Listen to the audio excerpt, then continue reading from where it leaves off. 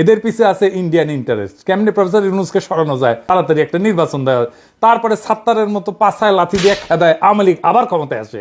তাইলে তো আর্মির গুম খুন করা জেনারেলরা আর তাদের কমান্ডার হাসিনার বোনজামাই ওয়াকার, যে কিনা ইন্ডিয়ান আর্মি চেপে আছে আর এখন কথা সরকার গঠন করেছিল, যে আসলে চায় নাই প্রফেসর ইউনূস সরকার প্রধান হোক, সেই ওয়াকুরুজ্জামান বাইসা যায়।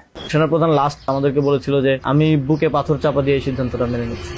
রাষ্ট্র হিসেবে বাংলাদেশ যেন দাঁড়াইতে না পারে, এটাই ভারতের আজন্ম চাওয়া। আমার ফেসবুক পোস্ট আওয়ামী লীগের পুচ্ছে আগুন দেয়, কথা সত্য। হিন্দুত্ববাদী রামসেনাদের পুচ্ছে আগুন দেয়, কথা সত্য। ইদানিং প্রগতিশীল বিএনপির পুচ্ছে আগুন দিচ্ছে, এটাও সত্য। আগামীতে যারা ক্ষমতায় যাওয়ার খায়েশ করে তাদের পুচ্ছে আগুন দেয়, এটা সত্য। হাসিনা ইন্টারনেট বন্ধ করে দিছিল।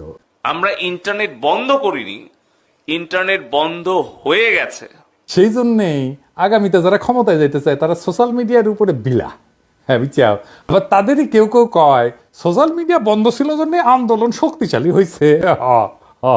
হাসিনা ইন্টারনেট বন্ধ করে দিছিল, ইন্টারনেট বন্ধ করে ক্র্যাকডাউন করলো, আন্দোলন প্রায় স্তব্ধ হয়ে গেছিল জুলাই। ইন্টারনেট বন্ধ করছিল কেন?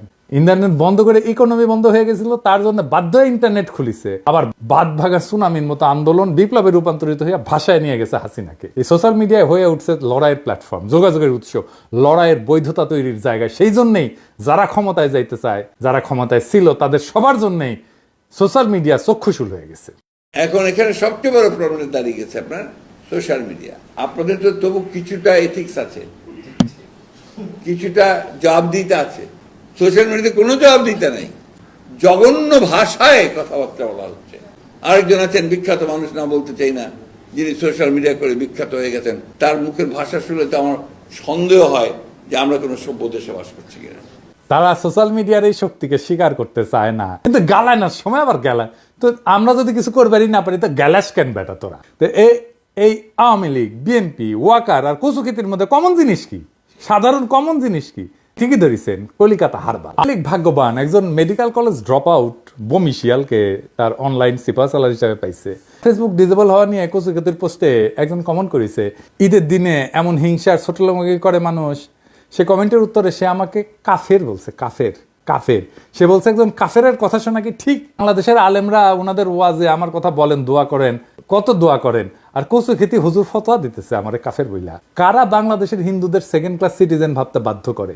তারা আসলে হিন্দু বিদ্বেষী, এই তথাকথিত বাঙ্গু এলিট, যারা নিজেদের প্রগতিশীল, এনলাইটেন, আধুনিক বলে দাবি করে। বাংলাদেশে ইসলাম পছন্দ জনগোষ্ঠী না, হেফাজত না, জামাত না, সাধারণ মানুষ না, হিন্দু বিদ্বেষী এই বাঙ্গু এলিটেরা এই কচুক্ষেতির কথার মানে বাংলাদেশের কোনো হিন্দুর কথা একজন মুসলমান শুনতে পারবে না, বা একজন মুসলমানের কথা একজন হিন্দু শুনতে পারবে না। একজন হিন্দু কোনো সমাবেশে বক্তব্য দিলে সেখানে কোনো মুসলমান যাবে না, মুসলমান কোনো বক্তব্য দিলে সেখানে কোনো হিন্দু যাবে না, হিন্দুকে মুসলমান বা মুসলমানকে হিন্দু ভোট দিতে পারবে না। কি ভয়ঙ্কর কথা! এই রাষ্ট্রে তাহলে থাকবে না। যখন একজন হিন্দু নাগরিক হিসেবে আপনি একজন মুসলমান নাগরিকের সাথে কোনোভাবেই এনগেজ হইতে পারবেন না, সেই সময় হিন্দু আর মুসলমান একসাথে রাষ্ট্র গড়ে একসাথে থাকতে পারে না। তারা সেই জন্যই ক্ষমতাবান করবে এমন মানুষদেরকে যারা মধ্যমেধার, যারা মনে করবে তাদের নিজের যেহেতু যোগ্যতা নাই, ভারতের অনুগ্রহে আর 5 ক্ষমতা উপভোগ করি, সেই জন্য এই কচুক্ষেতিদের খুঁজে পায়। এই জন্য ডাবল ড্রপ আউট পছন্দ। এই সিলসিলা অনেক পুরানা। মুজিবকে কেমনে খুঁজে বের করছিল সোহরাওয়ার্দীর বডিগার্ড? কলকাতায় পড়িছে না? তারা জানতো যে সে ফেলটুস ছাত্র, দামরা বিশ্ববিদ্যালয়ের গন্ডি পার হইতে পারে নাই। হাসিনা ও ঘষটায় ডিগ্রি পাস করেছে 6 বছরে। বুকে স্ট্যান্ড লাগানো বনজামাই কোটায় করা ওয়াকার সেনাপ্রধান, ওইও একই রকম, যোগ্যতা ছিল না সেনাপ্রধান হওয়ার। তাই খুঁজা বের করেছে ডাবল ড্রপ আউট অনুসন্ধানী কচুক্ষেতিরে। আল জাজিরা মনে বেশি টাকা পয়সা দেয় না তাদের কর্মচারীদের উপরে ইনকামের জন্য। বাংলাদেশের আয়নাঘর বিশেষজ্ঞ মিলিটারি এজেন্সির আর ইন্ডিয়ার ভাড়া খাটতে হয় এদের, দুঃখজনক। ইনকিলাব জিন্দাবাদ।